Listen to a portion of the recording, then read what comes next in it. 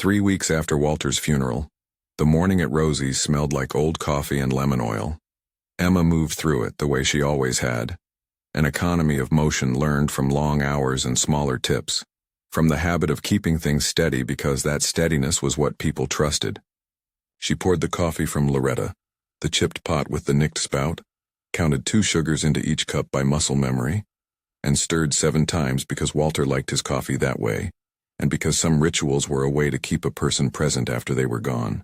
At 7:13, booth 7 was parked with 2 elderly men who read the paper like a map, and a woman in an overcoat who always left $1 she hadn't meant to spend.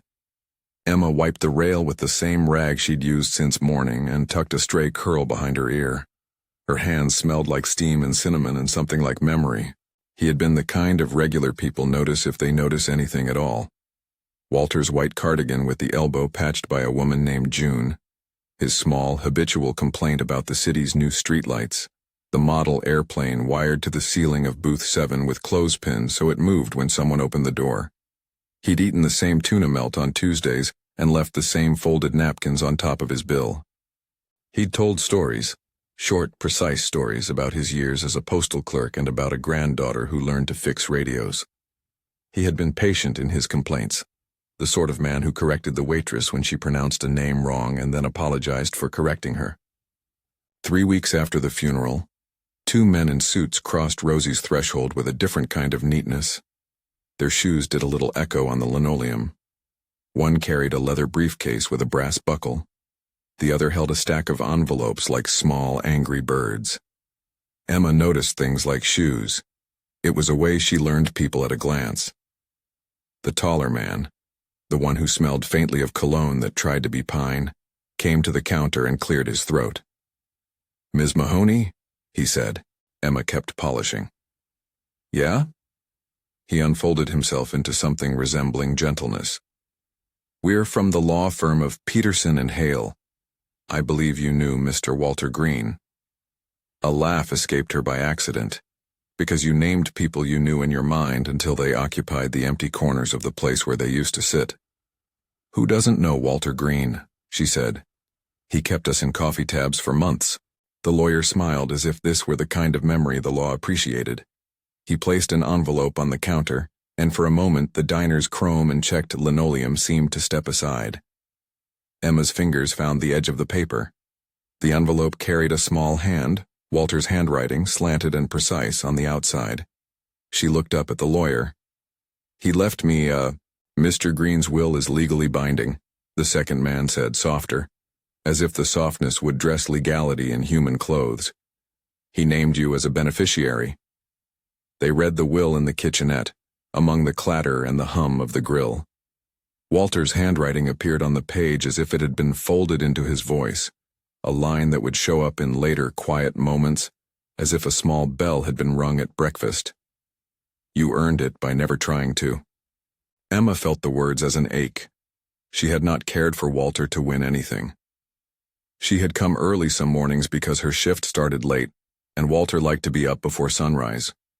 She had brought an extra blanket once when the winter came quick and foul. She had sat through long afternoons of his answers about things she never asked. There had been no ledger, only the slow accrual of familiarity. "You earned it by never trying to." She repeated it aloud because the phrase sounded like a man speaking to someone who had moved through the world quietly and without a fuss. The lawyer watched her with a careful attention that made her feel under a lens. "He left you the house on Greenwood 417, the man added. He also left instructions. Emma did not expect instructions. People didn't usually leave instructions unless they were inventing a future that couldn't speak for itself. The lawyer cleared his throat and read, "Mr. Green has asked that his grandson, Marcus Stone, be taught to see people by the beneficiary of the property. He writes that Miss Emma Mahoney has been the one who understands how to do it." The words landed like an object, precise, small, and impossible to ignore. It wasn't money exactly. It was a house, blue and sagging at the eaves, a keychain with a metal rose attached, a note in the glove compartment with the names of his plants. It was also a request, an instruction, a proposition, Emma felt the diner tilt for a second, the routine wobble. I don't want the house, she said before she could consider how that sounded. She could hear the steady, practical voice she'd developed over years of weathering other people's expectations. I looked after Walter because I liked him. I don't want to be tied to anything I can't afford. The lawyer's face was lined with professional sympathy. You can decline, he said. You can sell. Mr. Green's will lists options. Emma imagined the blue craftsman house on Greenwood like a thing with breath. Windows that watched, stairs that complained, a hot water heater that would do what it always did and rattle like a bad throat. She saw Walter's model airplane in the attic, the box of his left-behind crossword books, the ribbon of grease on the stove. She imagined nights up in a house whose pipes complained in winter, and the relentless invoices that arrived like small, impersonal letters. She shook her head. It should have ended there. The law would tidy itself. The house might find a buyer. Someone might call to renovate it into something crisp and new. But the law wasn't the only actor in the story. The law had people to deliver it. He arrived with a briefcase and with an apology already carved into the lines of his suit. Marcus Stone stepped into Rosie's as if he belonged somewhere else entirely. He had a city slickness tightened into the collar of his shirt, shoes that knew corporate hallways better than sidewalk cracks, fingers that tapped at a phone with a nervous rhythm. He was younger than Emma had expected, 35 perhaps, and looked as though he had learned to compress personality into a clean, efficient edges. His mouth held the shape of someone who was used to speaking first and explaining later. The lawyers made the introductions with the proper pauses. Mr. Stone, this is Ms. Mahoney.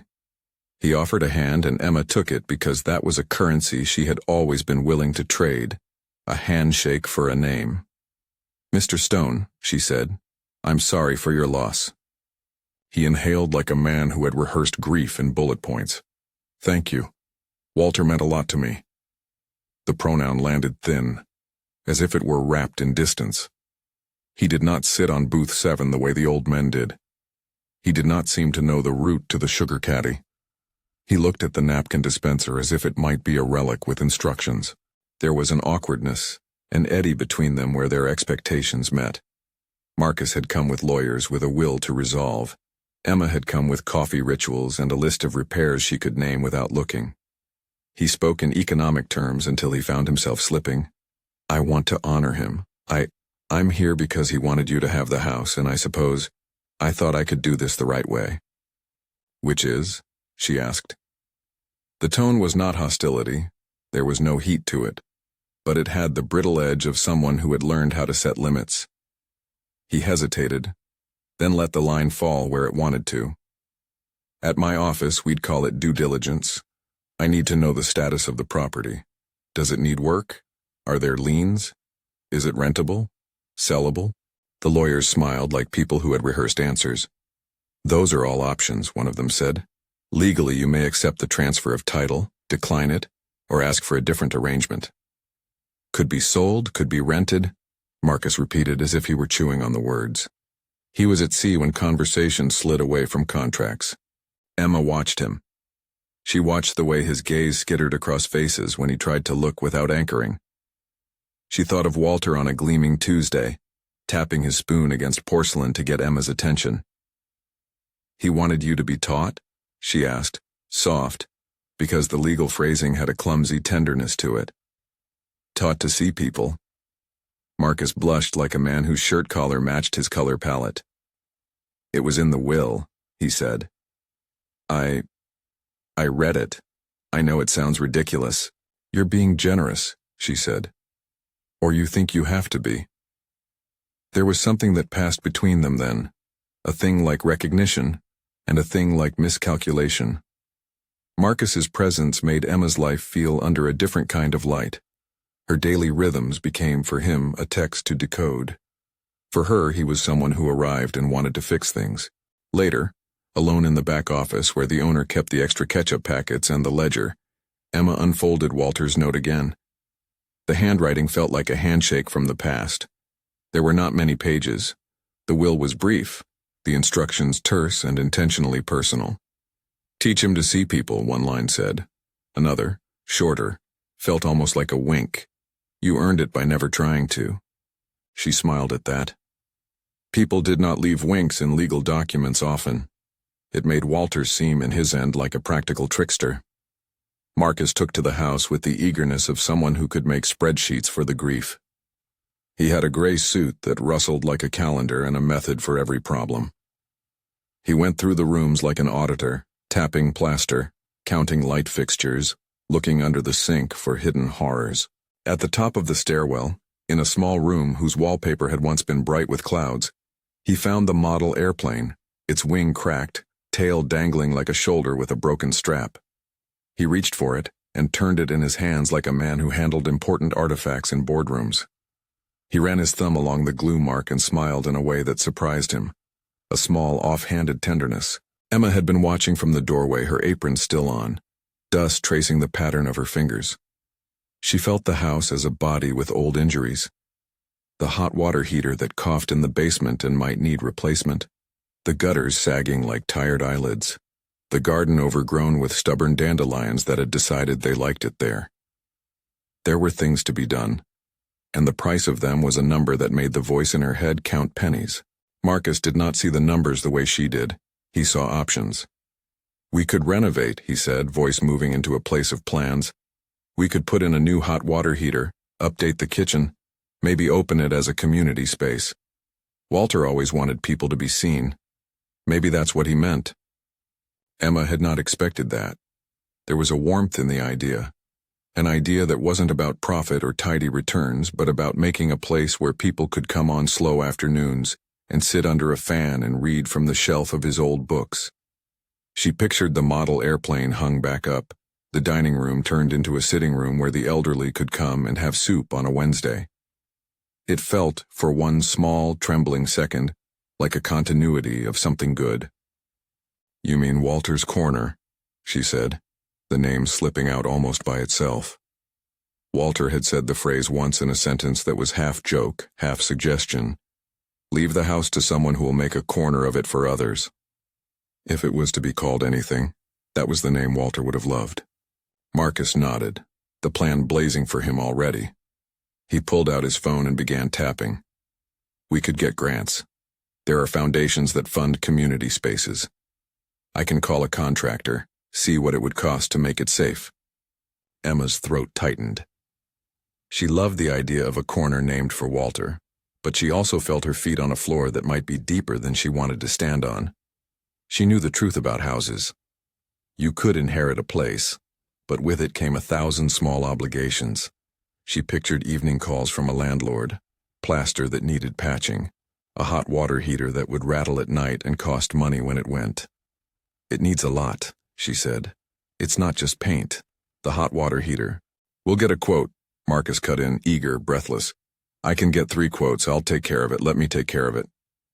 There it was, the reflex that pulled at everything between them. Marcus wanted to fix. He wanted to engineer a solution. He believed in problem sets and deadlines and the warm, satisfying line of items checked off on a screen. Emma believed in showing up and staying. She believed in slow rituals that didn't erase the labor required. When he offered to take over the money, she felt something move in her chest that could be called relief and could also be called fear. You don't have to be my sponsor, she said. You don't have to fix what I never wanted to be broken into. He looked wounded, as if she had taken the one tool he knew and called it useless. I'm not trying to be your sponsor, Marcus said. I want to make it right. Walter, you know, he was always better than me at knowing what mattered. He thought you could teach me. I thought that maybe if I did this, somehow I could. He did not finish. The reason he stopped was cluttered with other things. The ash of guilt, the shape of a life that had been built around quarterly goals and late-night flights, the sense that by paying, he could close a ledger and make himself whole. His logic was simple and salvageable. If he fixed the house, he could honor Walter. If he honored Walter, he could honor the parts of himself that had been missing. The contractor arrived 2 weeks later, a woman called Mrs. Park who carried a clipboard and a steady sense that everything could be measured. She walked the house with Marcus and Emma, tapping and noting and asking questions that had practical answers. The quote she gave was a number they both understood as the kind of thing that could change trajectories. $47,000. It landed like a plane on a runway. For Marcus, it was a line item, an obstacle to be overcome. For Emma, it was a sounding bell, an impossible sum if it relied on her alone. "It's the hot water heater, the roof, the electrical," Mrs. Park said, a little of the economy she used to speak in spilling out. "We can phase it, but if you want it safe and open to the public, that number's realistic." Marcus's eyes shone with an intensity Emma had come to associate with people who lived in the future tense. "I can cover it," he said immediately. "I can front it. We can set up." "No." She stopped him because the word needed to be said. "No. You can't just front it and call it done. If you finance it, if you pay for everything, it will become your house by other names. I don't want to be grateful in cheap ways." He flinched at the word. "I'm not trying to buy your cooperation or your gratitude." He looked like a man who had rehearsed different apologies and was now trying them on for size. "I'm trying to be present. He broke off, the sentence unmade. There was a small collision that smelled of old friction, pride and the discipline of not asking for help. Emma had always been stubborn about not letting people solve problems she could solve herself. Marcus had always been stubborn about solving things because it made him feel like he mattered. For a while their stubbornness clicked like two gears refusing to mesh. It was Deb, Emma's co-worker and friend, who dissolved it into something more human by laughing and then scolding both of them like she scolded stragglers on the line. "You're not talking about it like humans," she said, eyes bright. "You're talking like two halves of some bad business plan. Walter would scold you both. He'd make tea and tell you to stop being so theatrical." The law firm had left papers in a neat pile. The will outlined the legal framework. Marcus could contest it, he could accept, or Emma could decline. The lawyers had been careful in their language, the way lawyers were about obligations and options. They had informed Marcus of his legal right as grandson to take steps, but Walter had written his wishes with his fingers in the places that mattered to him. He had left the house to Emma because she had been present. He had also left an ask, to teach his grandson to see people. Marcus went to the house as often as his schedule allowed. His visits were sometimes clumsy. He carried a duffel into a house that smelled like old pipe and lemon, and sometimes they were tender in a way he couldn't explain. He began to learn that seeing people was not a project with milestones. It was the act of staying for a quiet hour while a neighbor told you about her arthritis, of learning to hold a soup ladle for an old man while he told a story, of sitting in the back of the dining room as a woman who'd lost a husband recounted an argument the day before he died, and listening without offering an answer. A small moment made the learning tangible. Marcus arrived at the house one late afternoon to find Emma on the porch with a toolbox and the model airplane balanced on her knee. She was gluing its wing with a concentration that softened every line of her face. The sun turned the blue paint of the house into a calm ocean. "You should let me do that," he said, tongue softer than before. She didn't look up. "You told me you could fix roofs," she said. "This is a model plane. It's not an audit." He smiled, the first genuine curve she'd seen that didn't carry a ledger. He envied the way she moved around the house like a person who'd been allowed to grow in a spot, who could name every splinter and creak. For all his corporate agility, he had no place in a life like that. He had office plants and a view of an intersection that never slept. There was a line Marcus muttered half to himself one evening as they stacked chairs after a community meeting that was small and warm. The meeting had been held in the diner. Neighbors had gathered to hear the idea of Walter's Corner. There were nods, a few signed volunteer sheets, and one woman named May who said she could cook on Wednesdays. The energy was small but real.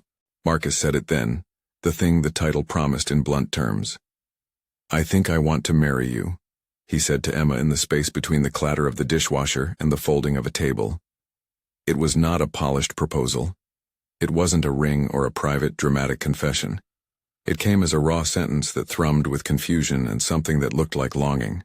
The words spooled out of him as if he were using language to anchor himself. The sentence hit the room differently than either of them expected. Emma felt it like a gust of winter air, sudden and sharp. Marcus's face set in a way that seemed to be waiting for her response, as if he were asking a colleague for approval on a risky merger. He had the look of someone who had tried to solve his guilt with an action, and then found that actions wanted consent's company. For a moment, everything in Emma knew that she should say no. Not because she didn't feel something. There were mornings she felt like the coffee was warmer because he showed up, but because of timing and because the house was not a currency to be traded for intimacy. She had been taught by a lifetime of watching people offer solutions in the place of listening. This felt like an offering that risked turning affection into purchase. She also, unexpectedly, felt something else. A tenderness that came from watching him fumble his way into being seen in ways that had nothing to do with power. Marcus had come to the diner with lawyers and hurry and a polished exterior. He had stayed for stumbles and for listening and for putting down his phone when someone else needed to be heard. She saw a man who was learning, not perfectly, but with effort, how to be present. When she did not answer immediately, his shoulders dipped, as if she had refused him. He started, and then he sighed, a sound that held more than his age. This isn't some plan. I know how this looks. I know it's sudden and messy. I keep thinking about how Walter used to. He stopped because the sentence they both needed to sit with could not be rushed. Emma set the model airplane on the table, a soft authority. I'm not a prize to be won, she said simply. Not by money, not by gratitude, not by guilt. If you mean it because you want to be with me, not because Walter's will left a house. He nodded, hard, as if swallowing a rule he had not learned in life. If I asked you, properly, would you consider it sometime? Not now, not as an answer today, but if it's something you would consider, when He faltered, the future tense, heavy, and uncertain. She could not promise him years of certainty. She could not promise that the house would become their shared life, or that the community would heal every small wound. What she could do, she realized, was set the boundary for how the word marriage would enter this life. It would be a decision made in sober light, not as a palliative for grief. That would have to come after, she said. After I make sure the house isn't a bandage you can put on a wound. After it's clear we're doing this because we want to be here for each other, not because we need to be healed by the same thing. He agreed, the way people do when they understand the cost of words. I don't want to use Walter to fix myself, he said. I know that. God, I don't know everything. I only know I don't want to be the sort of grandson who disappears. They left the house then with a tentative truce. He went back to his hotel room that night and opened his laptop with a new resolve. Grant applications, nonprofit research, the dry, patient documents that could make a community house possible. He started to learn to listen to people's stories instead of annotating them into items to be solved. He learned the names of the regulars, Jerry, who liked his eggs scrambled, Paula, who collected coins, Miguel, who brought crossword puzzles. He phoned them, sometimes clumsily, and asked them about small things and then listened without offering a fix. Emma went back to the diner and poured Loretta's coffee at 7:13, and the absence of Walter made itself known like a missing chord. But in small patches, the life Walter had lived continued. There were neighbors who signed volunteer lists with shaky handwriting. There were 2 women who offered to teach chair yoga for seniors. There were piles of donations left at the diner in paper bags labeled Walter's Corner. The initial buzz was an engine. It was not enough, but it was motion. The first conflict that would demand clarity came with the contractor's quote. Marcus had taken the $47,000 as an inevitable item to be managed. He had not accounted for Emma's pride, or for the way her body had learned to say no to things that felt like pity. He had imagined that money would hush things. She had imagined a slow accumulation of help from the community, small and steady, and the messy negotiation of grants and fundraisers he had not grown up attending. In the diner storage room, Emma cried once. A short, sudden thing, over a box of receipts she couldn't make sense of. Deb found her and handed her a paper towel like it was a baton being passed. You don't have to accept everything he offers, Deb said. You can be angry at him for being rich and awkward and still be grateful he's trying. People can be both things. Emma nodded. It's not about the money, she said. It's about what it buys me. What it means for who I am if someone else pays for the house and calls it his. Deb rolled her eyes in the sympathetic way of friends who had seen people try to solve loneliness with bank transfers. Then make a plan, she said. Make him a partner. Make him sign something. Put boundaries on his generosity. So Emma put boundaries on it. They drew up an agreement, a broad, sensible document that left legal particulars to Mr. Peterson and a firm voice from the lawyer. But it changed the tenor of the money in a small, crucial way. If funds were to be contributed, they would be contributions to Walter's Corner with a board and volunteers and context. Marcus could not unilaterally rewrite the house into his name. He could not pay and then dictate. The legal scaffolding was not elaborate, but it was a premise for shared ownership of more than just a ledger. Marcus bristled. It was the first time he had encountered a refusal that wasn't simply an obstacle to be planned around. He texted his assistant. He canceled a meeting. He came to the diner with red lines in his voice the next morning. "What is this?" he asked, thrusting a printed agreement across the counter after a council meeting with Emma and Mrs. Henderson and Mr. Park. "If this is about control, I don't get to. I love Walter and I want to do this right." "It's not control," Deb said, instantly protective as if she were a second set of hands on a steering wheel. "It's about making sure the house doesn't get turned into something you can write off. It's about making sure Emma isn't indebted." Marcus's jaw clenched.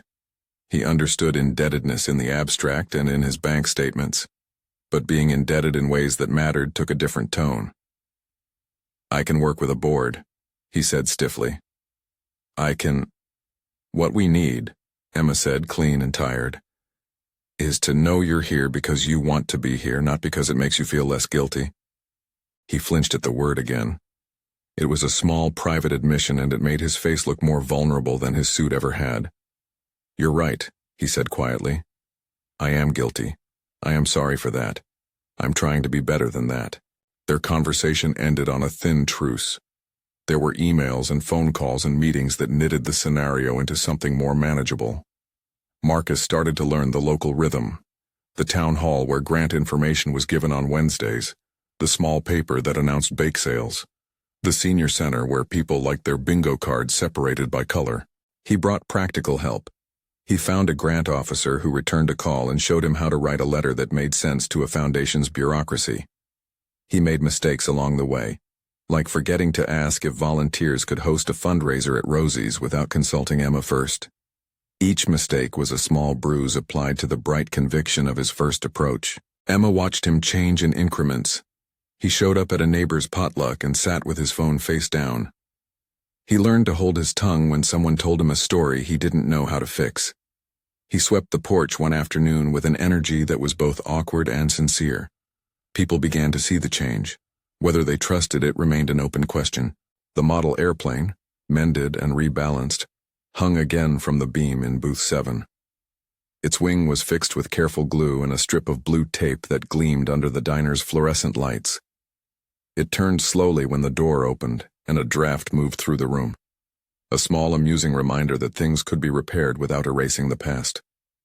But repair and endurance are different things. The $47,000 quote waited like a stripe on a map. The community liked the idea of Walter's Corner, but did not yet understand the slow accounting of roofs and hot water heaters, and insurance that underwrote their afternoons. Marcus wanted to speed time. Emma wanted to teach patience.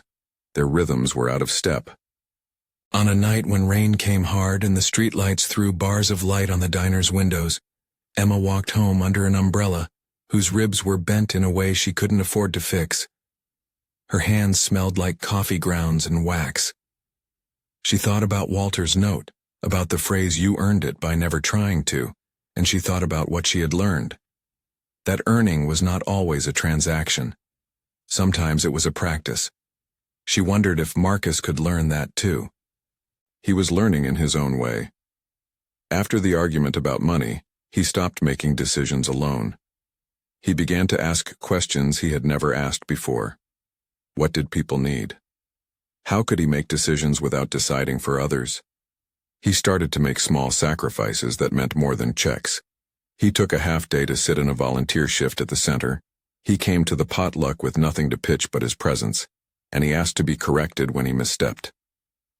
There were tender days, The first time Marcus made soup for Mrs. Henderson and got the seasoning wrong but kept returning until she laughed and said it was better the second day.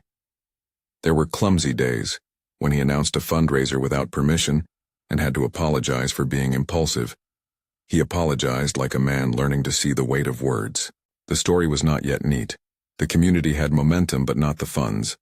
The house had a plan but not a finished roof. Marcus had said the words about marriage, and they had not been finished or framed. They hung in the air like a promise with no lodging. There were more questions than answers. How would Walter's corner be governed? How would Emma retain autonomy without pushing people away? How would Marcus reconcile the parts of him that had been trained to fix with the part that needed to sit and listen? The first part of the work had been done. The will had been read, the lawyers had left. The house had been claimed in the sense of notice and responsibility, and a project had been named. People had shown up to meetings, donated shelf-stable soup, offered to teach a class. Marcus had arrived with lawyers with a briefcase and had blurted that improbable, tender sentence about marriage. It had not been sealed in ceremony or ring. It had been offered raw, as an expression of fear and hope tangled together. In the weeks that followed, time passed in ways that were almost anonymous. Calendars shaded, the phrase, 1 month in, scribbled on envelopes, signage that read, Walter's Corner, coming soon, taped crookedly to Rosie's bulletin board. Small victories accumulated. Mrs. Park found a sponsor willing to underwrite the electrical work if half the rooms were designated for community classes. A grant officer gave tentative encouragement. Marcus submitted paperwork. Emma learned how to say yes and no with equal clarity. The house on Greenwood became, in their conversations, less a prize to be won and more a place that wanted tending. They began to make lists: a new hot water heater, repaint the porch, repair the roof, clean the gutters, fix the window in the sunroom so the model airplane could hang without catching rain. The list read like a map of suffering and care, of things that could be fixed and things that needed just attention. And somewhere between the coffee rituals and the contractor's estimate, the model airplane and the rose key chained to the blue house's keyring, a fragile intimacy started to form between the woman who had always kept watch and the man who had shown up in a suit and learned how to be present. It was not tidy. It was not a romance baked by fate. It was a slow accumulation of small acts: showing up for a volunteer shift, learning to stir a cup of coffee 7 times, holding the ladder while a neighbor patched a gutter. They had not yet reached the point of a promise. There was no ring. There was, however, an honest concession from Marcus that his initial rush had been driven by guilt and that he was trying to be better. There was Emma's insistence that marriage could not be a solution to debt or sorrow, and there was a community that, on small, stubborn afternoons, came to sit and watch the model airplane turn. 2 months slid by in the way a town slides into the same old season, quietly, with 1,000 small arrangements taking shape under the visible motions of life. Calendars on the diner's bulletin board acquired more sticky notes. Mrs. Henderson's hair grew white at the corners in the same polite way she guarded her casserole recipe. Deb learned, at last, how to fold a fitted sheet without swearing. Walter's Corner began to exist as a list as much as an idea: electrical work, roof patching, a schedule for volunteers, a wish list for donated chairs and cups. The model airplane hung above booth 7, repaired with blue tape that caught the light and made the plane look as if it were returning from a minor voyage. Emma measured time by her rituals. She still poured Loretta first thing each morning and still counted 2 sugars, stirring 7 patient times, each rotation a small act of remembrance as much as of habit.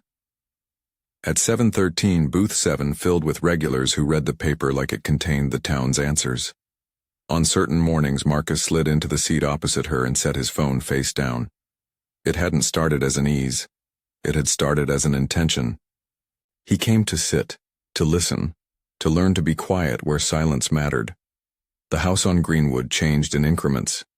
Mrs. Park organized the work into phases. Phase 1. The hot water heater replaced so the house could pass inspection for community use. Phase 2. The roof patched and the porch restored. Phase 3.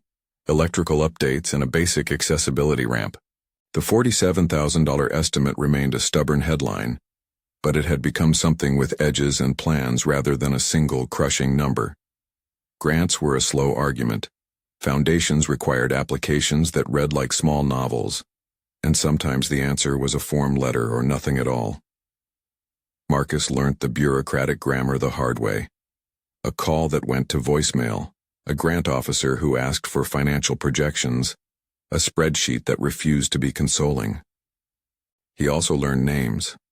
That might sound small, but for Walter's grandson it was enormous.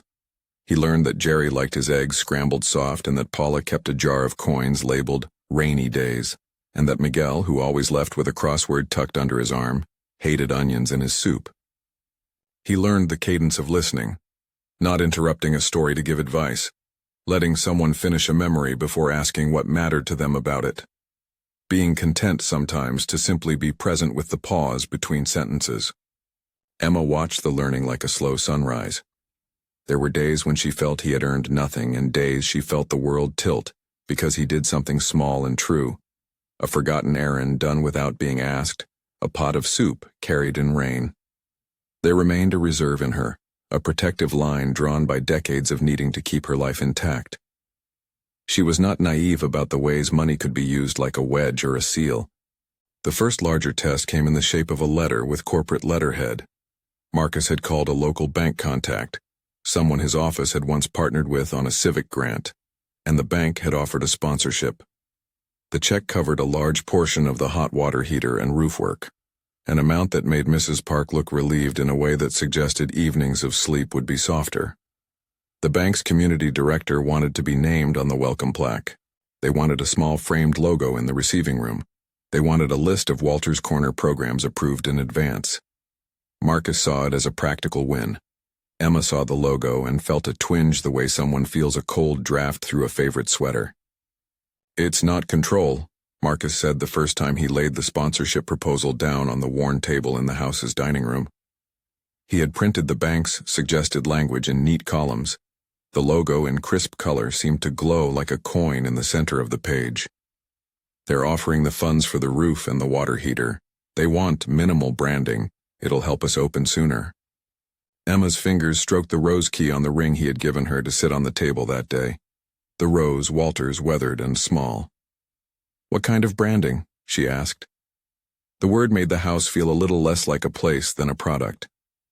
"It's a banner in the entrance, a small plaque on the wall," Marcus said. "They'd like to fund a monthly sewing class in return for visibility. It's a trade that pays for a very practical thing. It's a trade that makes Walter's name into a marketing angle," Mrs. Park said from the doorway where she'd been going back and forth. "It's not bad, don't get me wrong. But there are ways that donors ask for imprinting, and sometimes that changes who shows up." Mrs. Henderson, who had turned in from the neighborhood walk and stood holding the doorframe, took the paper and read the fine print without spectacles.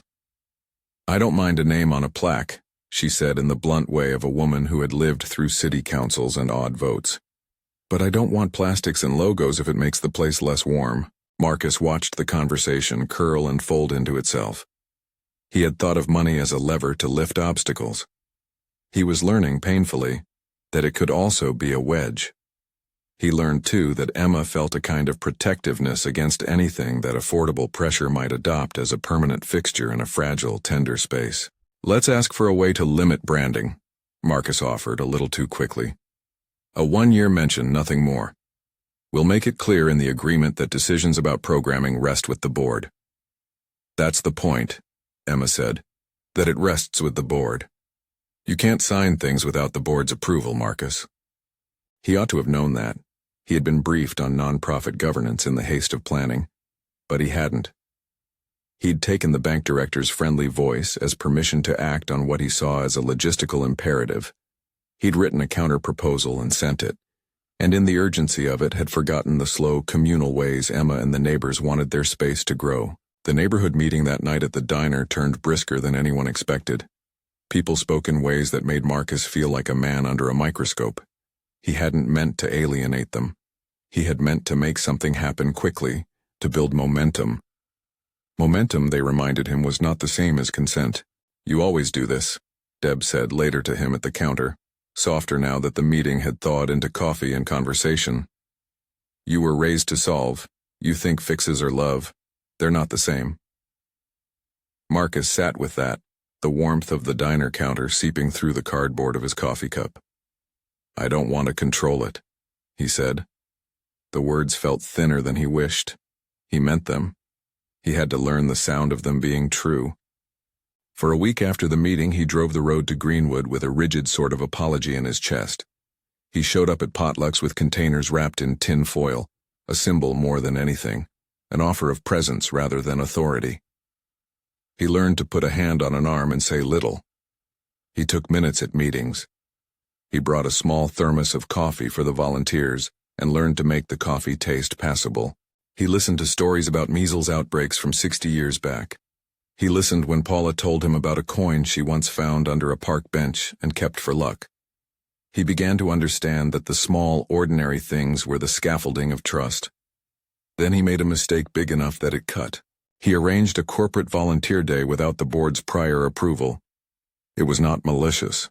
A colleague of his had flown in a group of employees to paint one Saturday morning, bearing rollers, gloves, and a check for a new bookshelf for the reading corner. Marcus had imagined it would be a boon, manpower and money and the symbolic blessing of outside support. He had assumed the neighbors would be pleased. He had not asked Emma first. Emma arrived at the house to find strangers in branded t-shirts painting an accent wall in institutional white that made the house look smaller. Volunteers moved efficiently, voices calling across ladders. There was a banner propped against the living room wall that advertised the bank's involvement. Printed in block letters, her first reaction was practical. The paint color was wrong. The placement of the bookshelf blocked the path. Her second reaction was visceral. Her breath tightened in the back of her throat. The house felt invaded. The model airplane, hanging now by a new string, swayed slightly in a draft created by the open door. You promised you'd ask, she said to Marcus in the doorway, trying to constrict the volume of her voice so the volunteers wouldn't think it was an angry domestic quarrel. I thought, he began. You thought? She had been patient before, then small economies of patience evaporated into a clear, thin current of feeling. You thought we'd be glad you solved it. You thought a check would make everything right. Marcus had the expression of a man who had been shown a reflex he didn't know how to stop. He threw his hands up in defeat. I wanted it to feel like progress. I didn't want to hear more no's. You don't get to decide that, Emma said. This isn't your private charity. This is our house, Walter's thing. Remember that phrase? You earned it by never trying to. You can't buy permission. Marcus felt something inside him fracture. He stepped out onto the porch, the wood underfoot protesting, and looked at the logo, at the volunteers painting as if in an act of goodwill and corporate photos. There was pride in the effort, and a faint, bitter awareness that what looked like help could be the loudest kind of pressure. He withdrew. The word didn't come by drama. It came by a sequence of smaller failures. Missed calls, curt answers, a text from his assistant saying his presence was requested in a late-night conference call. He found himself slipping back into the rhythms that had shaped him. Meetings, flights, numbers that glowed on a screen like infrared. He ceased to come to volunteer shifts. He reduced his calls to polite check-ins.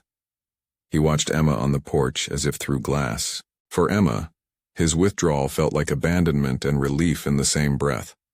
Relief because when Marcus withdrew, there was less risk of being overridden. Abandonment because there had been a thread that needed steady hands on both ends. The housework slowed. People rallied. Mrs. Park scheduled subcontractors differently. Volunteers scraped paint and sanded rails when they had the energy.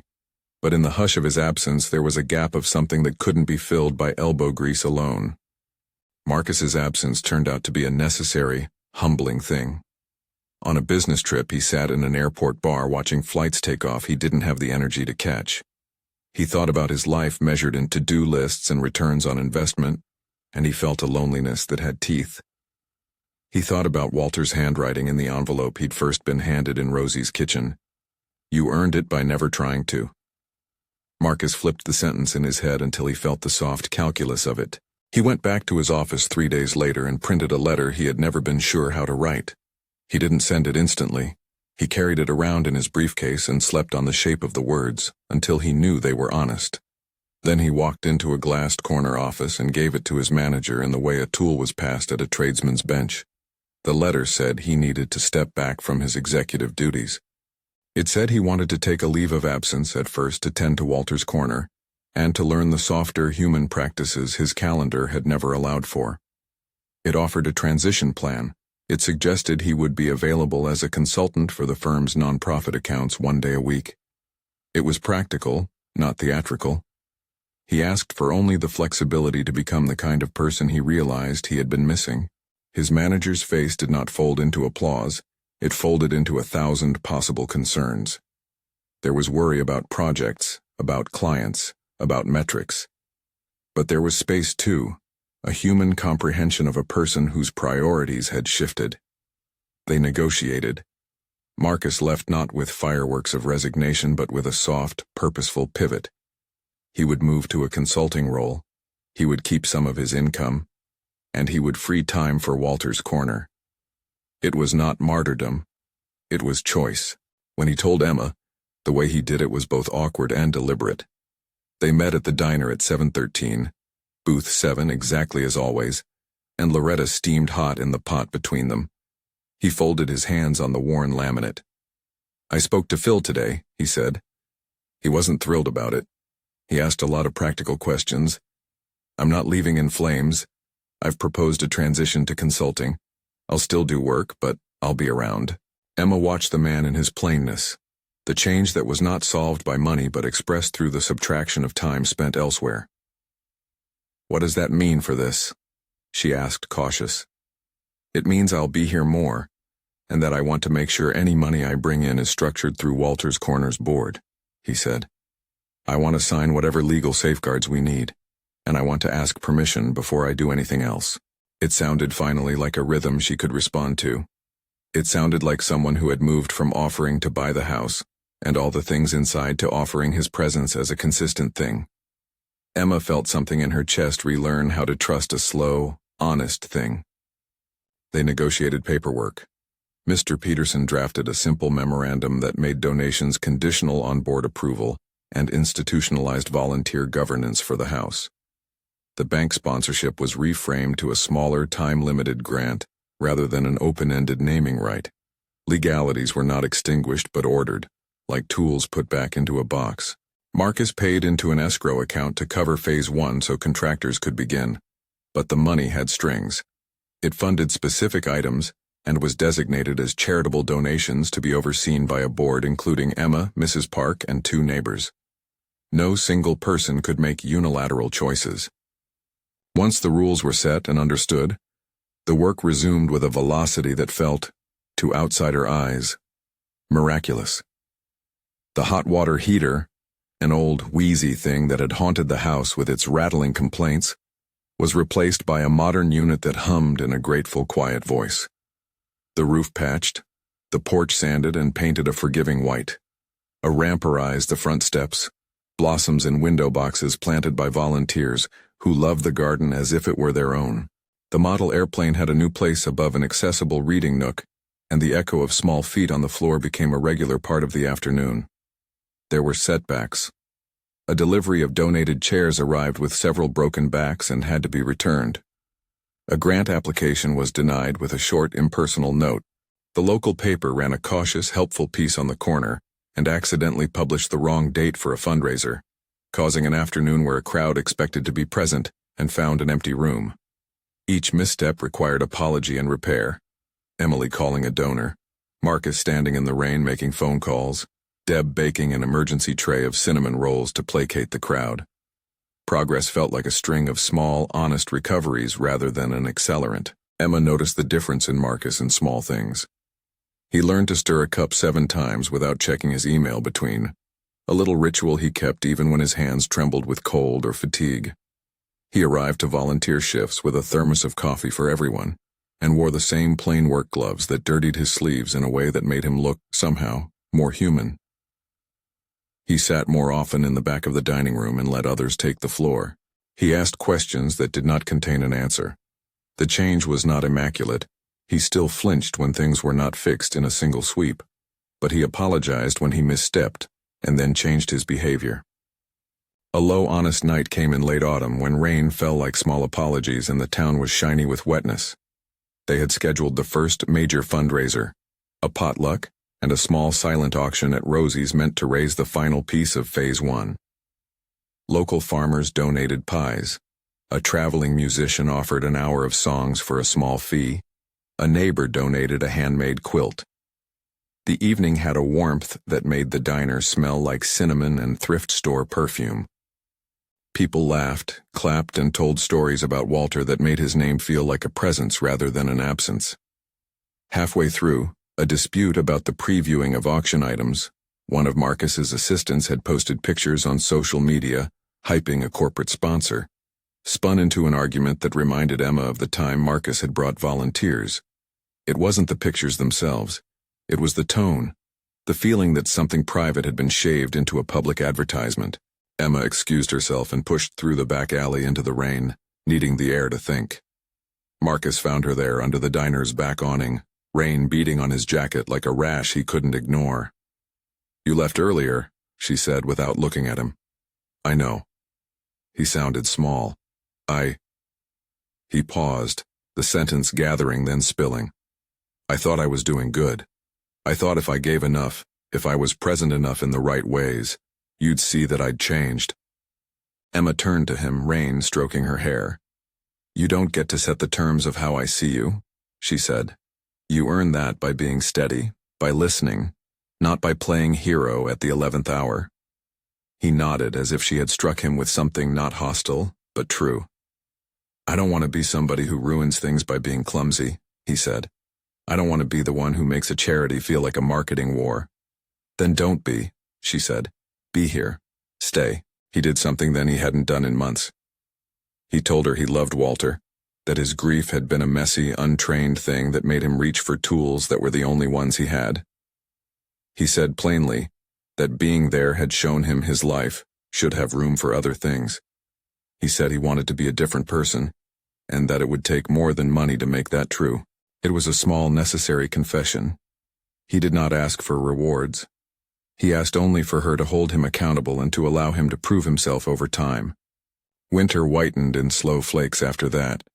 They completed Phase 1 in a span that felt both long and fast. The heat hummed steadily in the house. The kitchen, newly functional, held a heavy pot that simmered through many afternoons of soup. The board met on Tuesday evenings, minutes recorded and public as neighbors took ownership of voting and programming. There were classes. Chair yoga on Wednesdays with 2 volunteers who turned slow movement into a ritual. A weekly read aloud where people brought old stories and younger volunteers read them out loud. Sewing classes in the old living room, held under the eye of a woman who had mended uniforms for 30 years. Opening day arrived with predictable, ordinary grace. A ribbon, simple, not corporate, hung across the front door, held in place by a nail borrowed from the diner's toolbox. Mrs. Park made a speech where she sniffed and talked about roofs and nails and pride. Marcus read a short note he had written about Walter's habit of keeping a spare blanket in the coat closet, then immediately apologized for making a formal, public statement about people who hated formalities. Emma, asked to say a few words, simply invited people inside and asked them to sit and stay a while. The room filled with neighbors and curious townsfolk. The model airplane spun once, then again, shifting in the breeze from the open door like a small signal that rooms held breath and were now being filled with it. Children played with a stack of donated wooden blocks. Mr. Park set out a teapot and small cups. The plaque at the entrance read in modest letters, "Walter's Corner, a place to be seen." The bank's name was included on a small donor list, sized modestly among the names of local contributors. After the ribbon cutting, small practical things made the day real.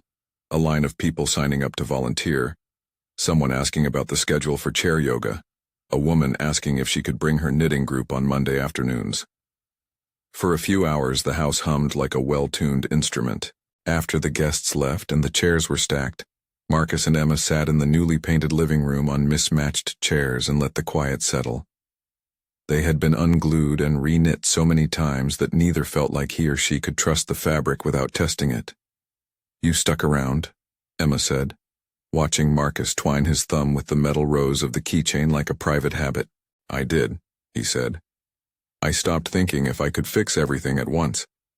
I started thinking about being here for the little things and... His voice lowered. I wanted to tell you something properly. There was a pause that felt full of a dozen unspoken memories. The word he had once mumbled in the diner, marriage, had hovered between them like a candle about to be blown out by wind or fed with fresh wax. He took a breath. This time, he did not try to solve the problem with a gesture or money. He spoke like someone making a deliberate choice. I want to marry you, he said. The sentence now had a different shape. It was not a governor sealed by guilt or inheritance. It was a considered thing. I want us to be partners. Not because of the house, not because Walter left anything, but because I want to spend the rest of my days learning how to be seen and seeing you. But I don't expect you to answer today. I want to lay out what that would mean, practically. I want to respect your autonomy. I want us to build something that doesn't erase your independence. Emma looked at him, a woman's face that had trained itself to see the motives behind offers. The key turned in her fingers. The rose gleamed like the small memory of a larger man. What would it mean? She asked. They talked. It was not a cinematic proposal that swept her off her feet. It was a conversation anchored in accounting and care. They spoke of the house, how title would be handled if marriage ever occurred, how Walter's Corner would retain its board and governance, and how a marriage could not be allowed to rewrite the nonprofit's bylaws. Marcus agreed to a clear provision. Any financial contributions he made would be documented as charitable donations and governed by the board. He suggested, and Emma accepted, that they draft a mutual agreement about the use of shared funds. They spoke of autonomy, how their lives would remain partly independent and partly shared, and of expectations, about travel, about family involvement, about the small domestic things like who would water the succulents on vacation. They spoke of love, too, of how it might look at dawn over a stale coffee, or in the way one helped the other up a ladder. Marcus was earnest and imperfect. He asked for the time she'd wanted him to earn. He asked to be accountable. Emma felt the weight of the offer and the lightness of the choice. She had been raised to measure the world by its honest demands. You showed up, you did your share, you paid your bills. What Marcus offered now, this careful, negotiated possibility, was not an erasure of her life but an invitation to extend it. There were risks, there were doubts, but there was also the steady fact of months of presence. She did not promise him an immediate answer. Instead, she made a counteroffer that felt to both of them like a promise. If we do this, she said, it will be because we choose it together. We write the rules now.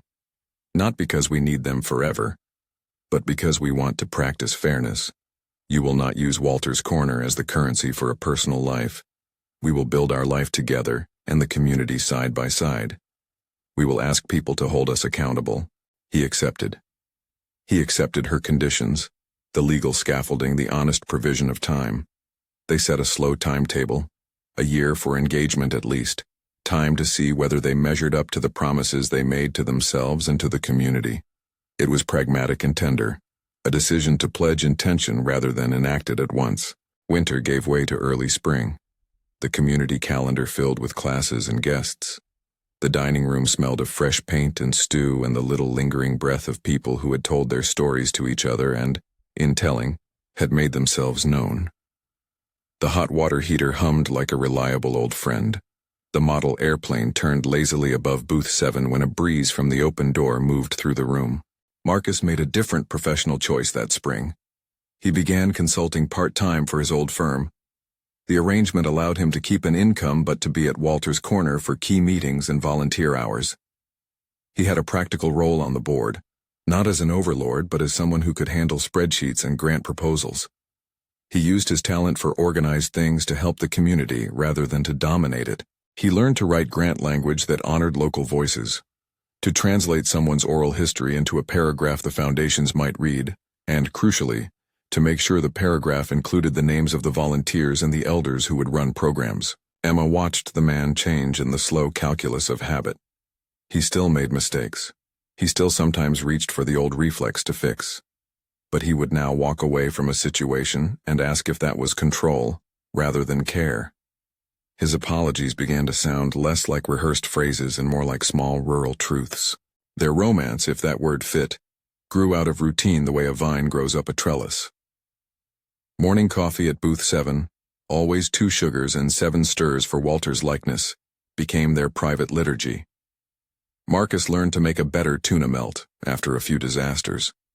Emma found she liked his soup when he made it, not because he had meant it to be a labor of charm, but because he had learned that cooking for someone was an act of attention. They worked side by side on a late-night build-out for a reading room, painting the same wall in the small hours and laughing at the way the paint dripped onto their shoes. When the matter of marriage came up again, it did so like a friendly weather report rather than a sudden seismic event. Marcus didn't get down on one knee with fireworks.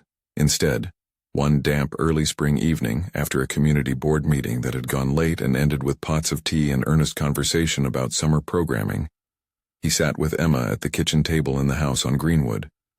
The model airplane hung above them like a small, reliable star. "Have you thought about a date?" he asked, careful, as if the word itself could be heavy. Emma considered. She liked the idea of time and a slow opening. She liked the deliberate pace of their agreement. "I've thought about enough things to know I don't want a date decided by convenience," she said. "I want it to feel like a thing we both prepared for." "We could wait a year," he offered. "We could set the year and keep working." She looked at him, and for a breath there was all the small history between them. Coffee mornings, paint on their jeans, repaired airplane wings, neighbors' words stitched into a booklet. "A year," she said. "We'll be married if it still feels like the same thing. If we still want it for us, not because it feels expected." He smiled in the way of someone who had finally learned how to be patient. "I can do a year," he said. They told the board, because secrecy would have felt like a betrayal of everything Walter's Corner had been about. The board celebrated in a small way, offering advice and a promise to plan a community potluck in the season of the wedding should that be what they chose. People offered quilts and songs and a cake from Paula's kitchen. The news moved through the town like a comfortable rumor. The corner had helped build more than a program. It had, in some sense, built a life. Spring became summer. The garden behind the house filled with volunteer-planted sunflowers. The repaired porch held a bench with a plaque reading simply, "In memory of Walter Green." The hot water heater hummed steady. Booth 7 at 7:13 remained their quiet marker. The model airplane turned under the ceiling like a blessing, catching the afternoon light in its makeshift wing. On a small Tuesday in late June, they parked at booth 7 as they had 1,000 times. Loretta hissed warm. Emma poured 2 cups, 2 sugars, 7 stirs. Marcus watched her hands move and felt an old fear melt into gratitude. In the background, an old man named Jerry recited a joke that had been told in Rosie's for decades. Deb laughed with her big, honest laugh. They were not married yet, but there was a sense of mutual agreement, a living contract of days. Marcus reached across the table and took her hand. "Do you remember the first letter?" he asked. Walter's line. "You earned it by never trying to." She nodded. "I think I finally understand what he meant," he said. "Not that you shouldn't try, but that the kindness you offered wasn't a thing to be traded. It was a way of being. I want to keep learning that." Emma squeezed his hand. There was the rhythm of their small life, routine, repair, the ritual of cups. She saw in the reflection of the chrome sugar caddy a version of herself that had learned to ask for help without becoming consumed by it. They leaned into the small, the ordinary, and in doing so honored the enormous. Walter's memory, the house that crackled with life, a community that kept arriving. At some point that afternoon, when the light was exactly the kind of late summer gold that seemed to bless ordinary things, Marcus bent and kissed her. Not a cinematic, world-stopping kiss, but something softened and private. An affirmation of what they had built. Consistency, respect, a life measured in small acts. They had promised to take a year, to keep building the governance of Walter's Corner so that it would never be a private possession disguised as a public good. They had written agreements with Mr. Peterson's steady help. They had invoices and grant letters and minutes of meetings stored in a neat folder. They had, above all, learned to show up. Later, when the sun slid down and booth 7 emptied into the humming neon of the diner's sign, They walked to the blue house on Greenwood and stood on the porch. The key with the metal rose hung heavy on a ring that had been both a literal and figurative artifact of the entire thing. Marcus cupped the key in his hand for a moment and then gave it to Emma. "For safekeeping," he said, and she smiled in a way that made him feel seen without having to do anything at all. They closed the door behind them and joined the others who had chosen to stay. Volunteers stacking chairs, Mrs. Henderson talking about her garden, Deb drawing up a schedule for the summer sauces. The house buzzed with small tasks and with stories, memories of a man who had once liked his coffee stirred 7 times, until it felt again like home. Nobody would call their story a miracle. There was no sudden, sweeping transformation that made everything easy. There was, instead, a slow, steady accumulation of presence, of repairs, of meetings, of small, sincere apologies, and the willingness to change behavior.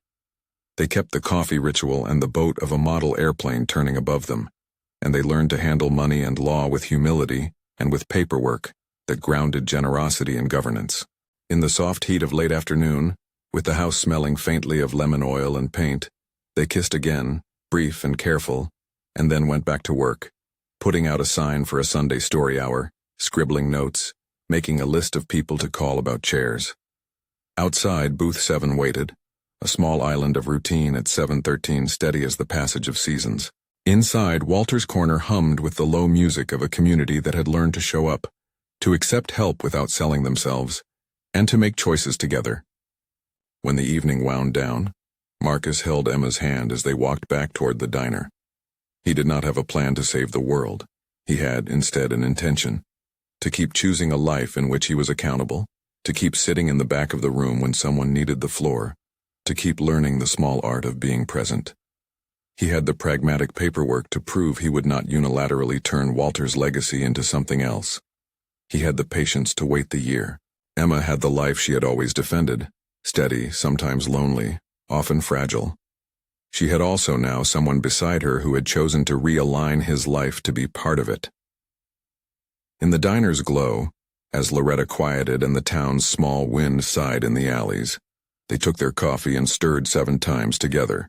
The model airplane above booth 7 swung soft and small, and the sound of ordinary people being seen rose, a little louder and a little more consistent than it had been months before.